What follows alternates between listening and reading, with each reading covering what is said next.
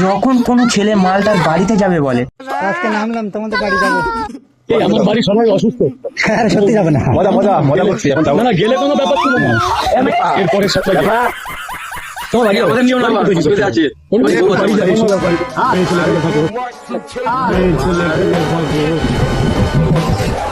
একবার নারীর প্রতি কতটা দুর্বল দেখেনি।